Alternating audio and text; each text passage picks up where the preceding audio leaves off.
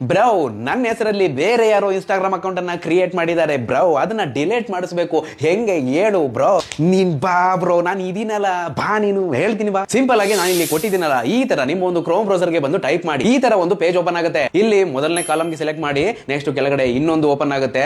ಇಲ್ಲೂ ಕೂಡ ಮೊದಲನೇ ಕಾಲಮ್ ಗೆ ಸೆಲೆಕ್ಟ್ ಮಾಡಿ. ನೆಕ್ಸ್ಟ್ ಇಲ್ಲಿ ಕೆಳಗಡೆ ನಿಮ್ಮ ಹೆಸರು ಮತ್ತೆ ನಿಮ್ಮ ಮೇಲ್ ಐಡಿ ಅನ್ನ ಕೇಳ್ತಾರೆ, ಹಾಕಿ. ನೆಕ್ಸ್ಟ್ ಇಲ್ಲಿ ಕೆಳಗಡೆ ಯಾವ ಅಕೌಂಟ್ ಅನ್ನ ಡಿಲೀಟ್ ಮಾಡಿಸಬೇಕು, ಆ ಒಂದು ಅಕೌಂಟ್ ಗೆ ಏನಂತ ಹೆಸರಿಟ್ಟಿದ್ದಾರೆ ಆ ಒಂದು ಹೆಸರನ್ನ ಇಲ್ಲಿ ತಂದು ಹಾಕಿ. ನೆಕ್ಸ್ಟ್ ಕೆಳಗಡೆ ಬಂದ್ರೆ ಆ ಅಕೌಂಟ್ ಗೆ ಯೂಸರ್ ನೇಮ್ ಏನ್ ಕೊಟ್ಟಿದ್ದಾರೆ ಕರೆಕ್ಟ್ ಆಗಿ ಅದನ್ನ ಕಾಪಿ ಮಾಡ್ಕೊಂಡ್ ಬಂದು ಇಲ್ಲಿ ಹಾಕಿ. ನೆಕ್ಸ್ಟ್ ಇಲ್ಲಿ ಕೆಳಗಡೆ ಚೂಸ್ ಫೈಲ್ ಮೇಲೆ ಕ್ಲಿಕ್ ಮಾಡಿ.